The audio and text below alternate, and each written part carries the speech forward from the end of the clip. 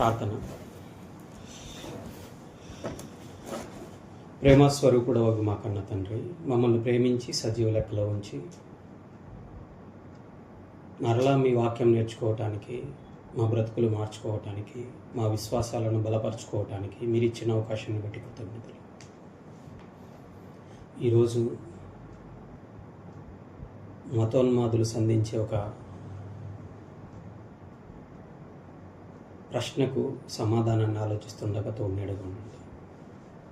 అది న్యాయబద్ధంగా, యథార్థంగా మేము ఆలోచించి నేర్చుకొని మా విశ్వాసాన్ని బలపరుచుకునే భాగ్యాన్ని ప్రసాదించుకొని వేడుకుంటాం. చెబుతున్న నాకును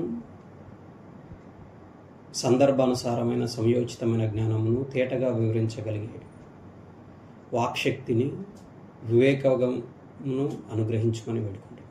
అలాగే వింటున్న మీ పిల్లలు సైతం చక్కగా ఆలోచించి చూచిన వాటిని, వింటున్న వాటిని, అందులోని విషయాలను పక్షపాత ధోరణితో కాకుండా యథార్థంగా ఆలోచించి అర్థం చేసుకొని బైబిల్ ఎంత ఉన్నతమైన గ్రంథమో, క్రైస్తవ్యం ఎంత ఉన్నతమైన మార్గమో తెలుసుకునే భాగ్యాన్ని ప్రసాదించుకొని ప్రాధాయపడుతుంది. ఈ ప్రార్థన క్రీస్తు వారి శ్రేష్టమైన నామంలో అడిగి వేడుకుంటున్నాము తండ్రి, ఆమెన్. అందరికీ వందనాలు. మరొకసారి ఈరోజు చాలా మంచి పాఠాన్ని నేర్చుకుందాం. దయచేసి వీడియో ఆన్ చేయగలిగిన వారందరూ వీడియో ఆన్ చేసి వినవలసిందిగా కోరుచున్నాను. ఎందుకంటే ఈరోజు పాఠం చాలా ఆసక్తితోనూ చాలా ఇంట్రెస్ట్గా వినాల్సిన పాఠం. మీరు ఎలా వింటున్నారో తెలిస్తే దాన్ని బట్టి నేను చెప్పగలుగుతాను. ఓకేనా? చాలా అవసరము. దయచేసి ఓకే, వెరీ గుడ్. ఇంకా ఎవరైనా వీడియో ఆన్ చేయగలిగిన వాళ్ళు ఉంటే దయచేసి ఆన్ చేయండి. చాలా మంచి పాఠం, మంచిది. ఈరోజు మనం ఆలోచించబోయే పాఠం పేరు నేటి భారత క్రైస్తవుల తండ్రులు హైందవులైతే, మళ్ళీ చెప్తున్నాను, నేటి భారత క్రైస్తవుల తండ్రులు హైందవులైతే నాటి తండ్రుల తండ్రి ఎవరు? మళ్ళీ చెప్తున్నాను, జాగ్రత్తగా నోట్ చేసుకోండి. నేటి భారత క్రైస్తవుల తండ్రులు హైందవులైతే నాటి తండ్రుల తండ్రి ఎవరు? అది మన పాఠం. ఈ మధ్యకాలంలో మీరందరూ వింటూ ఉంటారు, చాలామంది క్రైస్తవులు ఎవరైనా సువార్త చేస్తూ ఉంటే వాళ్ళ దగ్గరికి వెళ్ళి భారతదేశ రాజ్యాంగాన్ని గౌరవించకుండా ఎదుటివారి మత విశ్వాసాలను ఏమాత్రం మాట్లాడకూడదు, వాళ్ళని కించపరచకూడదు అన్న కనీస జ్ఞానం లేకుండా చాలామంది ఎలా మాట్లాడుతున్నారు తెలుసా? వారి దగ్గరికి వెళ్ళి నీ పేరేంటి అని అడుగుతున్నారు, మీ నాన్న పేరేంటి అని అడుగుతున్నారు. అలా అడిగినప్పుడు వారి పేరు కానీ, వారి యొక్క నాన్న పేరు కానీ బైబిల్లోని పేరు కాకుండా, లేదా సాధారణంగా క్రైస్తవులు పెట్టుకుంటున్న పేరు కాకుండా వేరే ఏదైనా పేరు, అనగా వేరే ఏదైనా పేరు వినపడితే, అంటే తన పేరు కానీ, ఆ బైబిల్ కానీ, ఆ కరపత్రికలు కానీ, సువార్త చేస్తున్న వారి పేరు కానీ, వాళ్ళ నాన్న పేరు కానీ వాళ్ళు చెప్పినప్పుడు ఎలా మాట్లాడుతున్నారు తెలుసా? నువ్వు ఒక హిందువుడికి పుట్టి, వాళ్ళు అంటున్న మాట అంటున్నాను సుమా, నువ్వు భారతదేశంలో ఒక హిందువుడికి పుట్టి ఇంకొకరిని, లేదా ఇంకొక దేశపు వారిని ప్రకటించటం ఎంతవరకు న్యాయము అనే ఉద్దేశంతో చాలా జుగుప్సాకరంగా మాట్లాడుతున్నారు. వారు మాట్లాడే భాష మనం మాట్లాడటానికి అస్సలు వినలేము, మనం మాట్లాడలేము. అవన్నీ మనం నోటి నుంచి అంత జుగుప్సాకరమైన భాషను మాట్లాడలేం కాబట్టి వారి ఉద్దేశాన్ని మాత్రమే ఇక్కడ చెప్తున్నాను. ఈ పాఠంలో దాదాపు ఈ పాఠము ఈరోజు అడుగుతున్నారు కాబట్టి ఆలోచించి చెబుతున్న పాఠం అయితే అసలు కాదు. నేను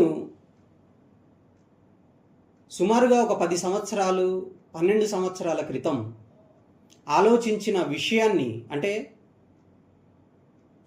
అవును, క్రైస్తవులుగా ఉన్న వాళ్ళు, నేటి క్రైస్తవులుగా ఉన్న వాళ్ళు భారతీయులు అయ్యుండి క్రైస్తవ్యాన్ని స్వీకరించుతున్నప్పుడు అది ఎంతవరకు న్యాయం అని నేను ఆలోచించాను.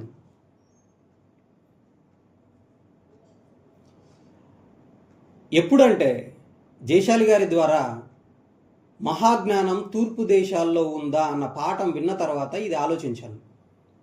నా గురించి ఆలోచించాను. నేను ఒక గుడ్డి విశ్వాసాన్ని నమ్మకూడదు.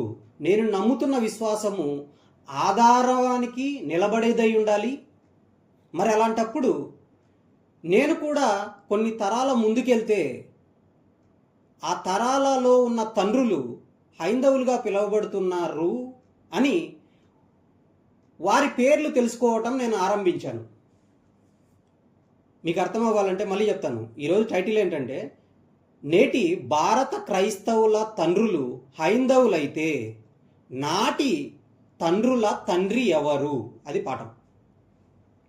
మరి నా పేరు చిన్ని, మీ అందరికీ తెలిసిన పేరు. మరి మా నాన్నగారి పేరు ఇక్కడ ఉన్న వారిలో కొందరికి తెలుసు. ఆయన పేరు శామ్యూల్, అది బైబిల్లోని పేరే, సమూయేలు, శామ్యూల్. ఆయన తండ్రి పేరు ఏంటి తెలుసా? ఆయన తండ్రి పేరు దేవదానము, అది నాకు తెలుసు. ఆయన తండ్రి పేరేంటి అని నేను తెలుసుకున్నప్పుడు ఆయన తండ్రి పేరే శామ్యూల్. అంటే మా నాన్న వాళ్ళ తండ్రి గారు మా నాన్నకి వారి తండ్రి పేరు శామ్యూల్ అని పెట్టుకున్నారు అని తెలిసింది. మరి ఆయన తండ్రి పేరేంటి అని నేను చిన్నప్పుడే దీన్ని తెలుసుకున్నాను. ఈ పాట విన్న తర్వాత దాన్ని బట్టి ఆలోచించాను. అంటే మా తండ్రి పేరు శామ్యూలు, ఆయన తండ్రి పేరు దేవదానము, ఆయన తండ్రి పేరు శామ్యూలు, ఆయన తండ్రి పేరు రామన్న పేరు, హైందవుడు. అంటే ఏవో గ్రామ దేవతలు ఏవో పూజించుకునే వ్యక్తి. బాగుంది. మరి నేటి భారతీయ క్రైస్తవుడిగా కనపడుతున్న నాకు 1, 2, 3, 4వ తరానికి వెళ్ళగానే రామన్న అనే పేరుతో ఒక హైందవుడు తండ్రిగా కనపడుతున్నాడు. మన పాఠంలో ఫస్ట్ లైన్ ఏంటంటే, నేటి భారత క్రైస్తవుల తండ్రులు హైందవులే, మరి నాటి తండ్రుల తండ్రి ఎవరు, అది మన పాఠం. మీరు బాగా ఆలోచిస్తే మీరు కూడా ఇప్పుడు యేసుక్రీస్తు వారిని స్వీకరించిన తర్వాత మీరు కానీ మీ తండ్రులు కానీ వారి తండ్రులు కానీ అలాగ ముందుకెళ్తే హైందవులుగానే కనపడతారు. ఒక విధంగా చూస్తే అవును, నిజమే కదా, నేటి క్రైస్తవులు, అదే భారతదేశంలో ఉన్న క్రైస్తవుల తండ్రులు హైందవులుగానే కనపడుతున్నారు. మరి అక్కడే ఆగిపోయి అంతటితో ఊరుకుందామా ఏంటి అసలు? మరి వారికి తండ్రులు ఉంటారు కదా. మనము ఈ 3-4 తరాలకు ఆలోచించినప్పుడు వారికి తండ్రులు ఉంటారు కదా, వాళ్ళు ఎక్కడి నుంచి వచ్చారు అనేది మనం ఆలోచించాలి. ఆలోచించినప్పుడు మన ఇండియాకి మొట్టమొదట వచ్చిన జనాంగం ఎవరో తెలుసా? ద్రావిడులు. అది భారతదేశ చరిత్ర, ప్రపంచ చరిత్ర ఒప్పుకున్నది. ద్రావిడులు అంటే భాషా ప్రాతిపదికన ద్రావిడ భాషలు అని పిలువబడతాయి. అంటే ద్రావిడులు మాట్లాడే భాషని ద్రావిడ భాషలు అంటారు. అవేవో కాదు. తమిళ్, తెలుగు, కన్నడ, కేరళ ఇవన్నీ ద్రావిడ భాషలు. అంటే ఈ రామన్న కానీ లేకపోతే పైనున్న ఎవరైనా పేర్లు హైందవుల పేర్లుగా పిలువబడుతున్న మన తండ్రులు ఎక్కడి నుంచి వచ్చారు అంటే ద్రావిడుల నుంచి వచ్చారు. మరి ఈ ద్రావిడులు ఎక్కడి నుంచి వచ్చారంటే ఉత్తర భారతదేశం నుంచి వచ్చారు. మరి ఆ ఉత్తర భారతదేశం నుంచి వాళ్ళు ఎప్పుడు వచ్చారు, ఎందుకు వచ్చారు, వాళ్ళు ఎక్కడి నుంచి వచ్చారు అంటే నాగరికత దగ్గరికి వెళ్ళాలి. నాగరికత అనగానే సివిలైజేషన్ అంటారు. ఈ సివిలైజేషన్ అనేది ఎలా ప్రారంభమవుతుందో తెలుసా? మీరు బాగా గమనించినట్లయితే ఒక నది ఉందంటే దాని పక్కనే మనుషులు ఉండటము, నివాసాలుగా ఏర్పడటం జరుగుతూ వచ్చింది. ఎందుకు తెలుసా? మనిషికి అత్యవసరంగా కావాల్సినవి గాలి, నీరు, ఆహారం. గాలి, నీరు, ఆహారం. ఈ గాలి కానీ, నీరు కానీ, ఆహారం కానీ నదులు ఎక్కడైతే ఉంటాయో అక్కడే మొక్కలు పెరుగుతాయి. ఆ మొక్కల నుండి ఆహారం వస్తుంది. ఆ మొక్కలు తినే జంతువులు ఎక్కువగా ఉంటాయి. ఆ మొక్కల నుండి విరివిగా గాలి వస్తుంది. అందుకే మన పూర్వీకులు, భూమి మీద నేడు బ్రతుకుతున్న మనుషులందరి పూర్వీకులు ఆ నదుల దగ్గర నుండే, నదుల పరివాహక ప్రాంతాల నుంచే ప్రయాణం చేయటం మొదలెట్టారు. ఈ ద్రావిడులు కూడా మొట్టమొదట ఎక్కడికి వచ్చారు తెలుసా? గంగా నది పరివాహిక ప్రాంతము, సింధు నది పరివాహిక ప్రాంతము, ఆ ప్రాంతాలకు వచ్చారు.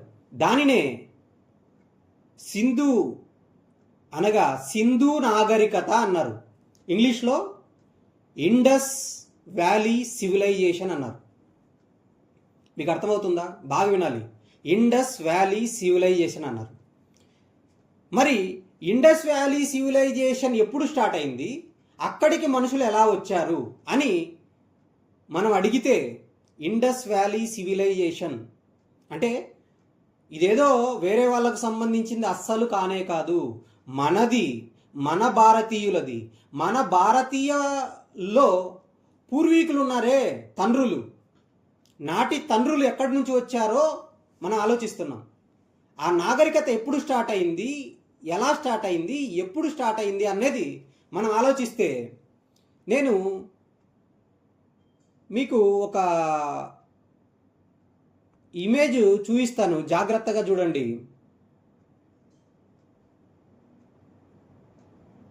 తప్పనిసరిగా ఇది తల్లిదండ్రులైన వారు, నేడు క్రైస్తవులుగా పిలువబడుతున్న వారు, భారతీయులందరూ కూడా ఆలోచించాల్సిన, యథార్థమైన మనసుతో ఆలోచించాల్సిన విషయము. దాన్ని జాగ్రత్తగా ఆలోచిస్తే ఇండస్ వ్యాలీ సివిలైజేషన్ దానికి సంబంధించిన ఇమేజ్ను మీకు ఓపెన్ చేస్తున్నాను.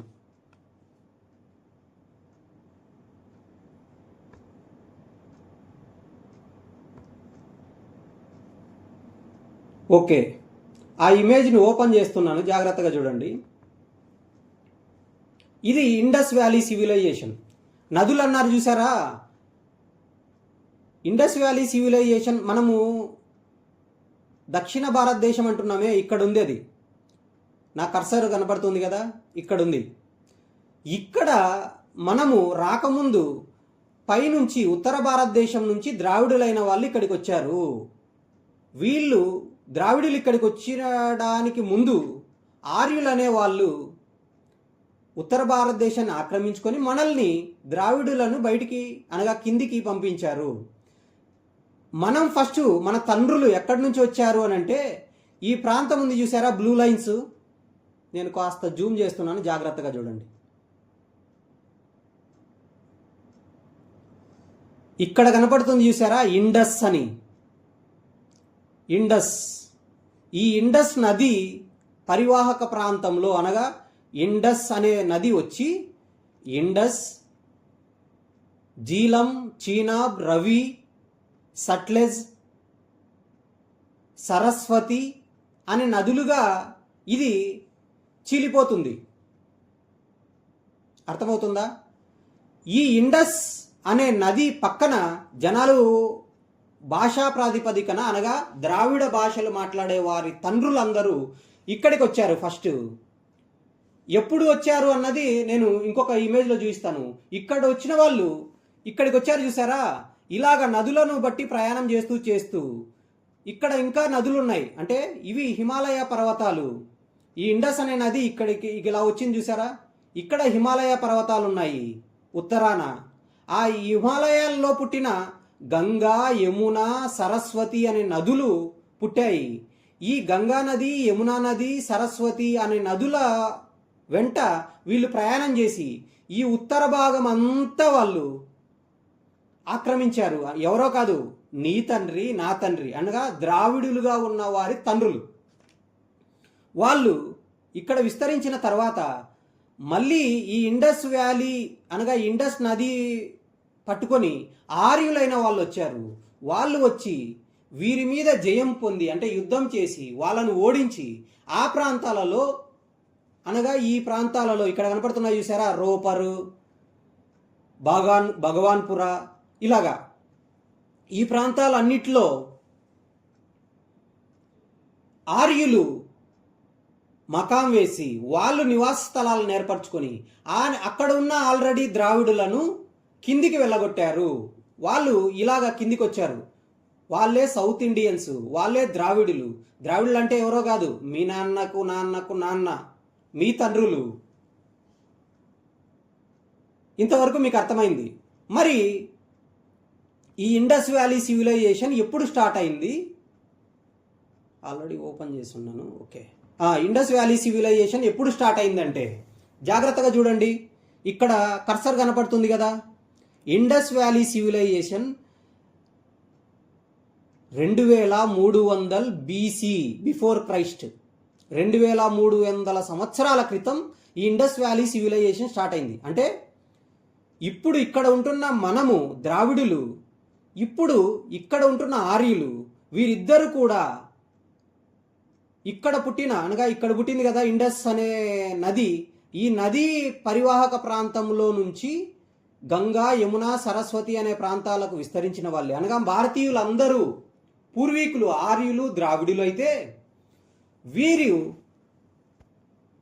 ఇప్పుడు 2026 ముందు 2300 అంటే 4300 సంవత్సరాల క్రితం ఈ ప్రాంతంలో ఉన్నారు. అదే ఇండస్ వ్యాలీ సివిలైజేషన్ అన్నారు, సింధు నాగరికత అన్నారు. ఈ 2300 సంవత్సరాల క్రితం వీళ్ళు ఎక్కడి నుంచి వచ్చారు అని అంటే నాగరికతలోనే అత్యంత పురాతనమైన నాగరికత ఏంటో తెలుసా? మెసొపొతేమియా నాగరికత. అది మిడిల్ ఈస్ట్లో ప్రారంభమైంది, మధ్యధరా సముద్రానికి తూర్పున ప్రారంభమైంది. అది ఎప్పుడంటే క్రీస్తు పూర్వం 5500 సంవత్సరాల క్రితం. అంటే 5500 సంవత్సరాల క్రితం ఇక్కడ నుంచి బయలుదేరిన ఇక్కడ మనుషులు ఉన్నారు. వాళ్ళు బయలుదేరి సుమారు 2200 సంవత్సరాల తర్వాత అనగా క్రీస్తు పూర్వం 2300కు ఇండస్ వ్యాలీ దగ్గరికి వచ్చారు. మీకు అర్థమవుతుందా? అర్థమవుతుందంటే దయచేసి చేతులు ఎత్తండి, ఆ తర్వాత నేను ముందుకెళ్తాను. Okay, very good. Indus valley civilisation క్రీస్తు పూర్వం 2300 సంవత్సరాల క్రితం అనగా నేటికి 4300 సంవత్సరాల క్రితం మన తండ్రులు సింధు నాగరికతలో పాలిభాగస్తులయ్యారు. అనగా వాళ్ళు కలిసి సింధు నాగరికత ఏర్పడింది. అంటే భూమి మీదకి వచ్చిన మనుషులలో, భూమి మీద ప్రయాణిస్తున్న మనుషులలో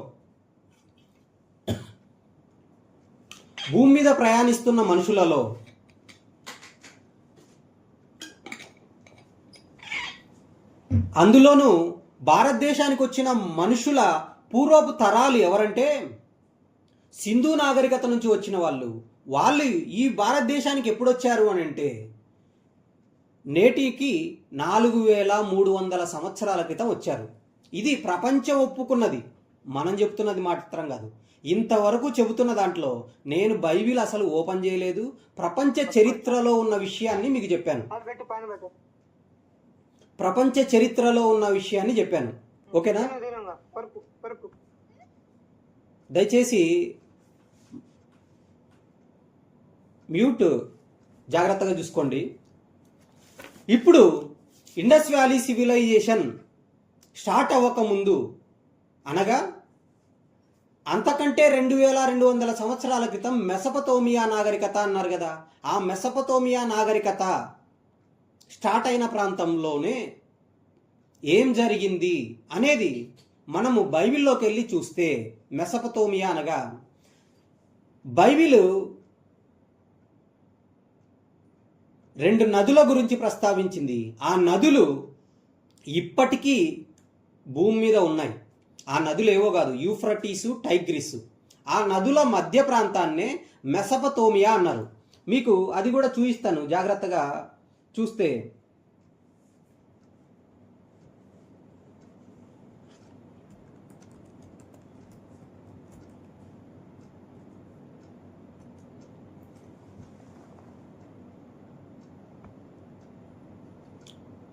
కనపడుతుందా? ఎగ్జాక్ట్గా ఇది మిడిల్ ఈస్ట్ ప్రాంతం. ఇది మధ్యధరా సముద్రం, మెడిటేరియన్ అని ఉంది కదా.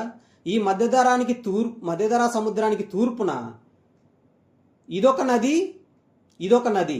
ఈ 2 నదుల మధ్య ప్రాంతాన్నే మెసపతోమియా అన్నారు. ఈ నదులలో ఒకటి యూఫ్రటీస్ నది, మరొకటి టైగ్రిస్ నది. అది కూడా మీకు చూపిస్తాను, జాగ్రత్తగా చూడండి.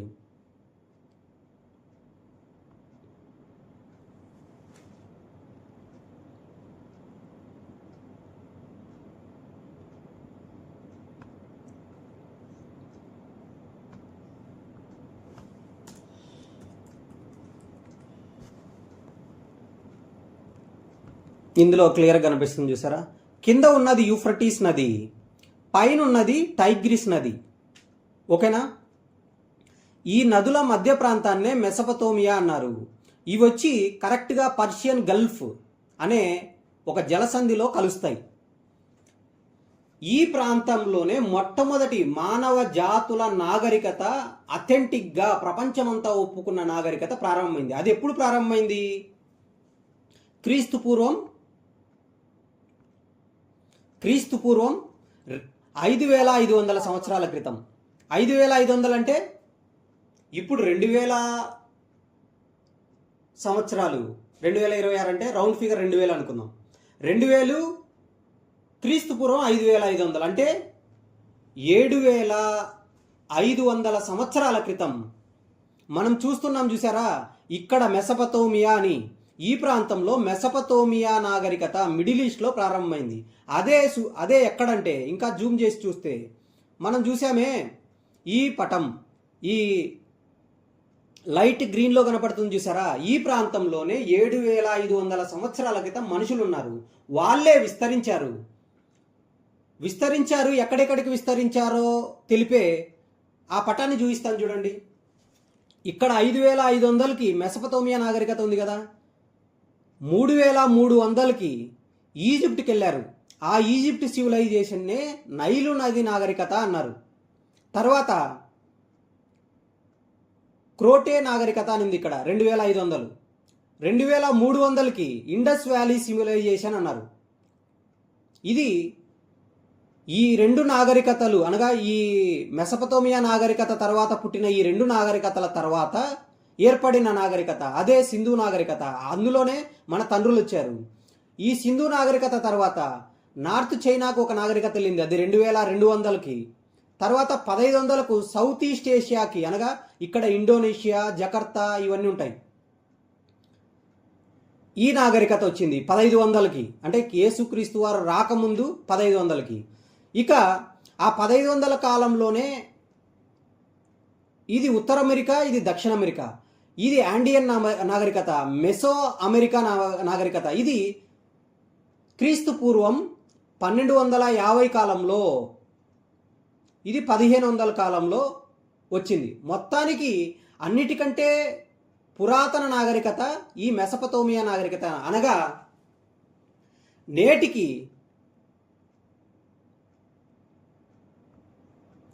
నేటికి ఎగ్జాక్ట్గా 7500 సంవత్సరాల క్రితం ప్రారంభమైన నాగరికత అది.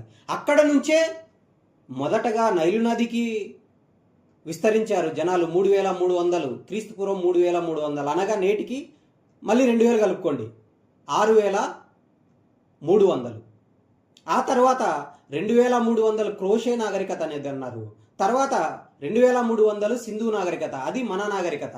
ఆ తర్వాత 2,200, 1,500 ఇలా చెప్పుకుంటూ వచ్చారు. ఇది ప్రపంచపు నాగరికత. ఇప్పుడు బైబిల్లోకి వెళ్దాం. బైబిల్లోకి వెళ్తే బైబిల్లో జలప్రలయం వచ్చినప్పుడు మనుషులందరూ నాశనం చేయబడ్డారు. ఆ జలప్రలయము వచ్చినప్పుడు జనాభా ఎక్కడుందంటే కరెక్ట్గా మెసపతోమియా నాగరికత ఉన్న ప్రాంతంలోనే వచ్చింది. ఆదికాండము 10వ అధ్యాయం 21వ వచనం చూడండి. జలప్రలయం తరువాత సందర్భం ఇది. ఆదికాండము 10వ అధ్యాయము 21వ వచనం. 1 చదివి తర్వాత 21 చదువుదాం. లేదా 9వ అధ్యాయము 28, 29, 10వ అధ్యాయము 1 అలా చదువుదాం. ఆదికాండము 9వ అధ్యాయం 28. ఆ జలప్రవాహం గతించిన తరువాత నోవహు 350 ఏళ్ళు బ్రతికాడు. 350 ఏళ్ళు బ్రతికాడు. జలప్రలయానికి ఎవరెవరు ఉన్నారు? నోవాహు కుమారులు 3, వారి 3 కోడళ్ళు, నోవాహు గారి భార్య, మొత్తం 8 మంది ఉన్నారు. ఆ 8 మంది ఉన్నారు కదా. జలప్రలయం తర్వాత నోవాహు గారు 350 సంవత్సరాలు బ్రతికారు. మొత్తం బ్రతికిన దినాలు ఎన్ని కింద చెప్పాడు చూడండి. నోవాహు బ్రతికిన దినములన్నీ 950 ఏండ్లు. అప్పుడు అతడు మృతి పొందెను. ఈ పాఠము మొట్టమొదటిగా వింటున్న వారు ఎవరైనా, అసలు మనుషులు ఎవరైనా 1000 సంవత్సరాలు బ్రతుకుతారా? 120, 130, 200 సంవత్సరాలు బ్రతకడమే కష్టము అని అనుకుంటారు. కానీ మనిషి డిఎన్ఏలో 1000 సంవత్సరాలు బ్రతకగలిగే అంత శక్తి ఉంది అని నేటి ఆధునిక శాస్త్రం ఒప్పుకుంది. అదే బైబిల్ ఓపెన్ యూనివర్సెస్ ఇండియా ఇంటర్నేషనల్లో హ్యూమన్ జీనోమ్ ప్రాజెక్ట్ అనే పాఠంలో నేర్చుకుంటారు.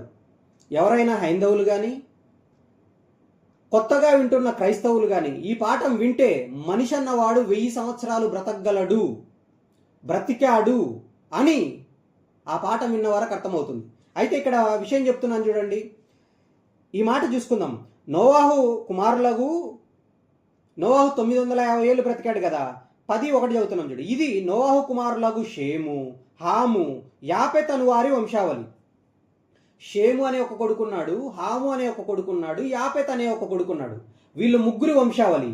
అప్పటి నుంచి మనుషులు ఎలా ప్రారంభమయ్యారు తెలుసా? అప్పటికి 8 మందే ఉన్నారు. నోవాహుకు భార్య, నోవాహు 3 కొడుకులు.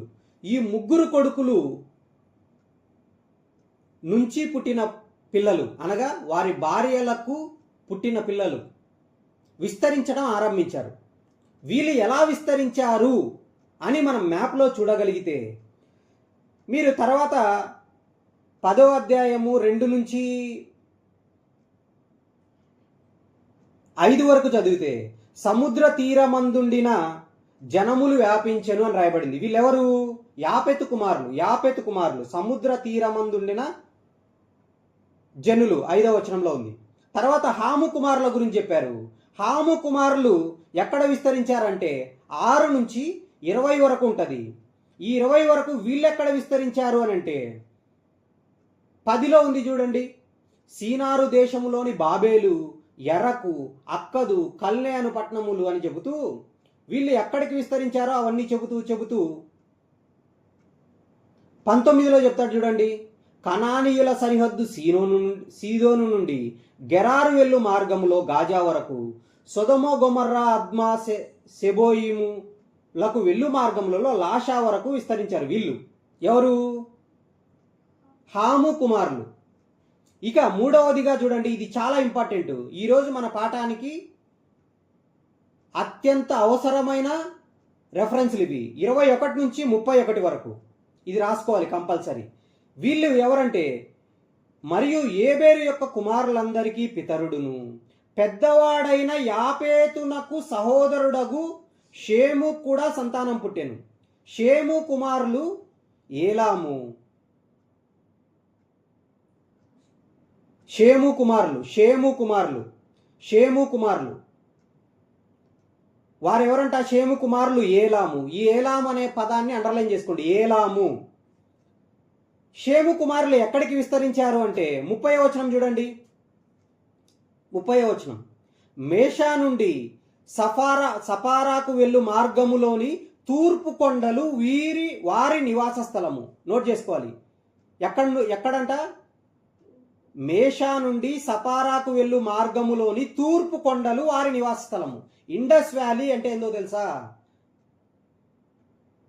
తూర్పు కొండల మధ్యలో ఉన్నటువంటి నదే ఇండస్ వ్యాలీ, అదే సింధు నది. ఆ కొండల మధ్య భాగంలోనే సింధు నది ప్రవహిస్తూ ఉంది. ఆ నది పరివాహక ప్రాంతంలో ఏర్పడిన జనాలను ఎవరన్నారు? ఆర్యులు, ద్రావిడులు. వీరు సింధు నాగరికతలో విస్తరించారు. ఎప్పుడు? క్రీస్తు పూర్వం 2300, అనగా నేటి నుంచి 4300 సంవత్సరాల క్రితం. ఇప్పుడు దీన్ని మ్యాప్లో చూపిస్తాను, జాగ్రత్తగా చూడండి. రెఫరెన్సులు రాసుకుంటే. అంటే షేము కుమారులు వచ్చారు చూసారా, వీళ్ళే తూర్పుకు వ్యాపించారు అని బైబిల్ చెప్తుంది. మరి ప్రపంచం ఒప్పుకుందా అంటే జాగ్రత్తగా చూద్దాం. ఆ మ్యాప్లో మ్యాప్ కనపడుతుందా? నేను షేర్ చేస్తున్నాను, జాగ్రత్తగా చూడండి. ఈ మ్యాప్ చూసుకొని, మ్యాప్ కనపడుతుందా? Very good. ఇక్కడ మెసపతోమియా నాగరికత అని చూసాం కదా, చూసారా? 5500 సంవత్సరాల క్రితం. అదే నోవాహు గారు ఓడ నిలిచిన ప్రాంతం. అక్కడే అరారోతు కొండలు ఉన్నాయి. అక్కడ నుంచి నోవాహు కుమారులు 3 విస్తరించటం మొదలెట్టారు. అందులో పెద్దవాడు ఎవరు? యాపెతు. జాపెత్ అని ఉంది చూసారా? ఈయనే పెద్దవాడు. ఇతను పైకి వెళ్ళాడు ఉత్తర భాగానికి. అదే భాగాన్ని మనము ఆదికాండము 10వ అధ్యాయము 5వ వచనంలో చూసాం. సముద్ర తీరమందుండిన జనములు వ్యాపించాయి. ఇదంతా సముద్రం ఇక్కడ. అదే మెడిటేరియన్ సీ అన్నారు. నల్ల సముద్రం ఉంటుంది, కాస్పియన్ సముద్రం ఉంటుంది, ఇవన్నీ పైన ఉంటాయి. సముద్ర తీరమందుండిన జనులు యాపేతు నుంచి విస్తరించారు. వాళ్ళే యాపేతు, పెద్దవాడు, జ్యేష్ఠ కుమారుడు. తర్వాత హాముకు పుట్టిన కుమారులు. హాము కుమారులు ఎవరంటే ఆఫ్రికా ప్రాంతానికి వెళ్ళారే వాళ్ళెవరు? మనం చూసామే నైలు నది నాగరికత అని చెప్పాను చూసారా? వాళ్ళే నైలు నాగరికతకు సంబంధించిన వాళ్ళు. ఇవి ఇంచుమించు క్రీస్తు పూర్వం 3300, 2300 ఇంచుమించు మొట్టమొదటి నాగరికతలు ఇవే. ఆ తర్వాత 2300కి షేము నుంచి వచ్చిన సంతానము అనగా ఏలాము, వీళ్ళు ఆసియా ప్రాంతానికి విస్తరించారు. అంటే ఈరోజు మనం నేర్చుకుంటున్న పాఠం ఏంటి? నేటి భారత క్రైస్తవుల తండ్రులు హైందవులైతే నాటి తండ్రుల తండ్రి ఎవరు? షేము కనపడుతున్నాడు. షేము కనపడుతున్నాడు. ఇది ప్రపంచం ఒప్పుకున్నది. భారతీయులందరూ ఖచ్చితంగా ఒప్పుకోవాల్సినది. మళ్ళీ చెప్తున్నాను, ఇది క్రీస్తు పూర్వం కొన్ని వేల సంవత్సరాల క్రితం జరిగిన చరిత్ర. దీన్ని ప్రపంచం ఒప్పుకుంది. ఇక్కడికి ఆపుదాం. మీకు అర్థమైందా? ఇక్కడ మొదలైన నోవాహు కుటుంబం, షేము తూర్పుగా ప్రయాణించాడు. అంటే ఇక్కడ సూర్యుడు వస్తాడు. ఫోన్లో చూస్తున్న వల్ల కొంచెం కష్టంగా ఉంటుంది. మీకు పెద్ద అక్షరాలు కనపడుతున్నాయా? పైకి ఇదో ఈ తెల్ల యారో ఉంది చూసారా?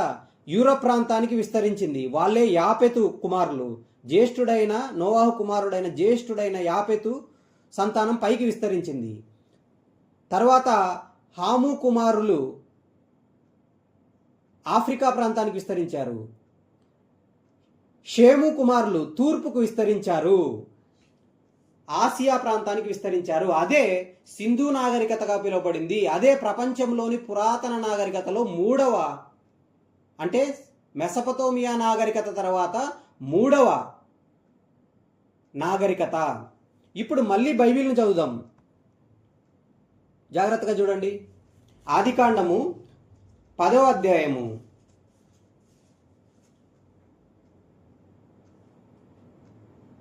5వ వచనం చదువుదాం. యాపెతు కుమారులు విస్తరించిన ప్రాంతం తూర్పు కాదు ఉత్తరానికి వెళ్ళారే, యూరప్ ప్రాంతానికి. నేటు బ్రిటిష్ వాళ్ళు వచ్చారు చూసారా, ఆ ప్రాంతానికి వెళ్ళారే, ఆ ప్రాంతమే యాపెతు వారి సంతానం వెళ్ళిన ప్రాంతము. అదే చూస్తే ఆదికాండం 10వ అధ్యాయము 5వ వచనం, వీరి నుండి సముద్ర తీరమందుండిన జనములు వ్యాపించెను. అది అంటే ఆ పైన సముద్రాలే ఉన్నాయి.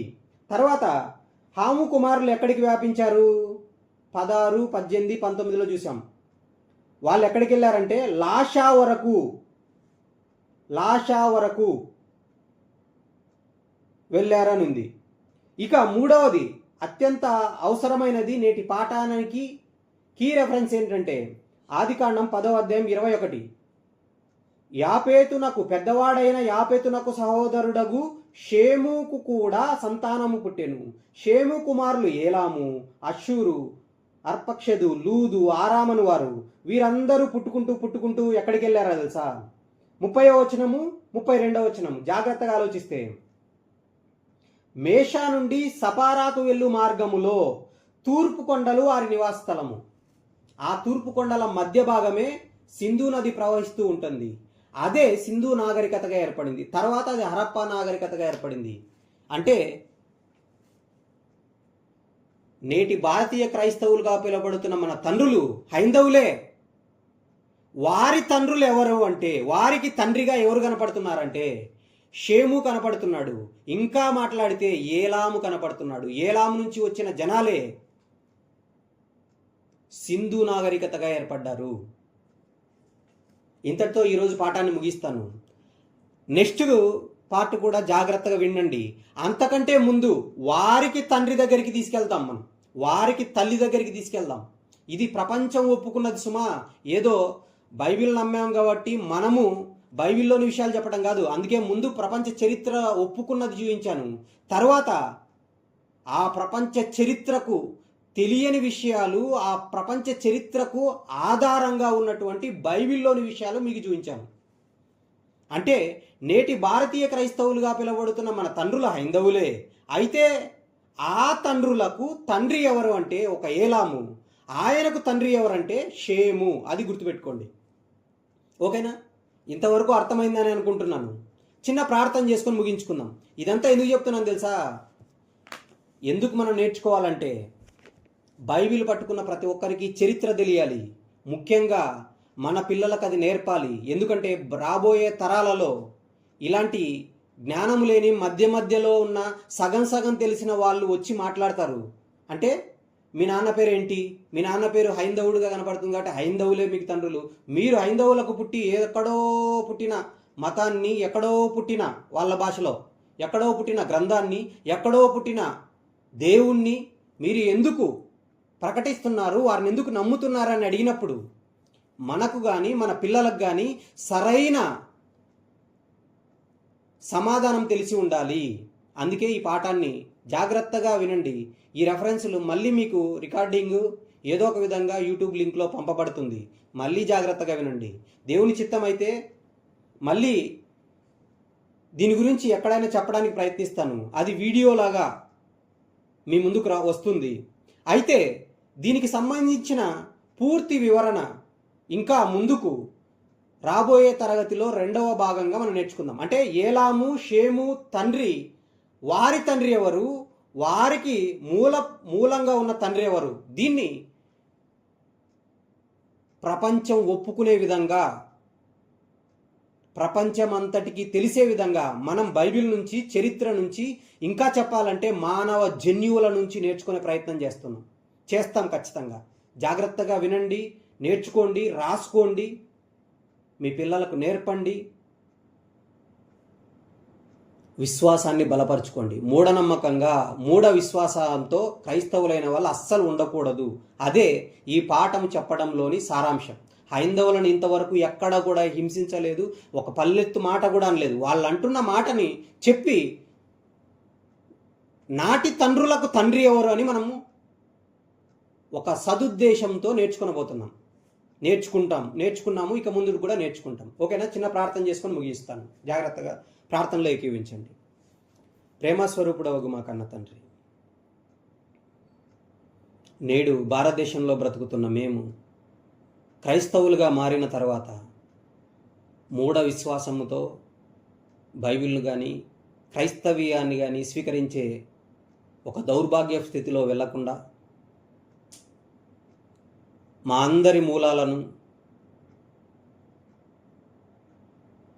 కాదనుటకు, విరోధుల ఎవరు కాదనుటకును వీలులేని వాక్కుల యొక్క ఉన్నతమైన విషయాలను, నిజ నిరూపణకు నిలబడే సంగతులను మేము ఆలోచిస్తుండగా తోడునీడగా ఉండండి తండ్రి. మా పూర్వీకులు ఎక్కడి నుంచి వచ్చారో నేర్చుకున్నాం. ఆ పూర్వీకులకు తండ్రులుగా ఉన్నవారు ఎవరు, వారందరికీ మూల తండ్రిగా ఎవరు కనపడుతున్నారు అన్న విషయాన్ని మీరు ఆలోచించాం. మీ చిత్తమైతే మరింత వివరంగా, మరింత లోతుగా రాబోయే తరగతిలో ఆ తండ్రికి తండ్రిగా ఎవరున్నారో అన్న విషయాన్ని జాగ్రత్తగా నేర్చుకునే భాగ్యం మాకు అనుగ్రహించండి. ఇంకా అనేక మందికి ఈ మాటలు వెళ్ళగలుగుటకు, అర్థం చేసుకోనగలుగుటకును మీరు మార్గం తెరువమని ప్రాధేయపడుతూ, ఆసక్తితో వాక్యం విన్న వారందరికీ ఈ విషయాలన్నీ అర్థం చేసుకోనగలిగే జ్ఞానాన్ని దయచేయమని, ఇంతవరకు మీ సన్నిధిని, మీ సహాయాన్ని తోడుగా ఉంచినందుకు కృతజ్ఞతలు చెల్లిస్తూ ఈ ప్రార్థన క్రీస్తు వారి శ్రేష్టమైన నామంలో అడిగి వేడుకొంచున్నాము తండ్రి. ఆమేన్. కరెక్ట్గా 41